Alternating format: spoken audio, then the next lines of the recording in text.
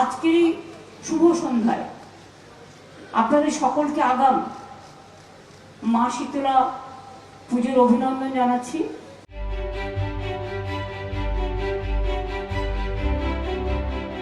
অশান্তি বিতর্ক দূরে রেখে ভিন্ন ছন্দে জনগণের সঙ্গে কিছু সময়ের জন্য থাকলেন রাজ্যের অভিভাবক মমতা বন্দ্যোপাধ্যায়। বুধবার ভবানীপুর কাঁসারিপাড়া শীতলা মন্দিরে আসেন মুখ্যমন্ত্রী। মা শীতলা পুজো কমিটির অনুষ্ঠানে এসে রাজ্যবাসীর জন্য করলেন মঙ্গল কামনা। রাজ্যে শান্তি বজায় রাখার প্রার্থনা মুখ্যমন্ত্রীর।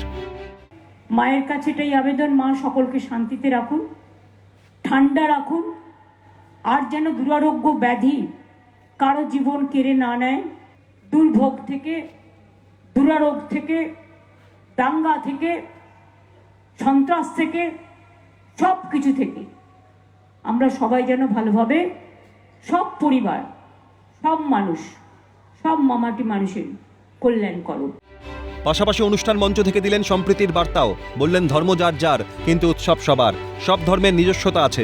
কাঁসারিপাড় শীতলা মন্দিরের সঙ্গে আত্মিক টানের কথা জানালেন মুখ্যমন্ত্রী। ধর্ম যার যার আপনার, উৎসব কিন্তু সবার।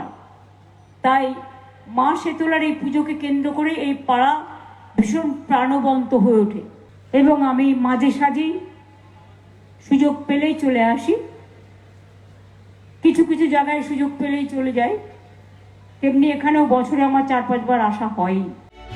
তবে উৎসব পার্বণে আনন্দ যেমন আছে, ঠিক তেমনই আছে অতিরিক্ত কাজের হিড়িক। দুর্গাপুজোতে ব্যস্ততা বাড়ে, চাপও বাড়ে, কিন্তু কাজের মধ্যেই আনন্দ খোঁজার পক্ষপাতী মুখ্যমন্ত্রী। দুর্গাপুজো মানে আমার চাপ আরো বেড়ে যায়। প্যান্ডেলে প্যান্ডেলে ঘুরতে আমার ভালোই লাগে, আর কাজকর্ম না থাকলে উল্টো পাল্টা মাথার চিন্তা ঢুকবে আর সেগুলো ধ্বংস করবে ব্রেনটাকে। পাশাপাশি এলাকার উন্নয়নের কথাও জানালেন মুখ্যমন্ত্রী। সাম্প্রতিক পরিস্থিতিতে বঙ্গের অস্বস্তি দূরে রেখে রাজ্যে শীতলা মায়ের আশীর্বাদে বজায় থাকবে শান্তি, সেই কামনাই করলেন মুখ্যমন্ত্রী।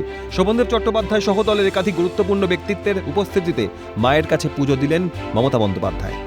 বিপ্লব চক্রবর্তীর রিপোর্ট, ক্যালকাটা নিউজ।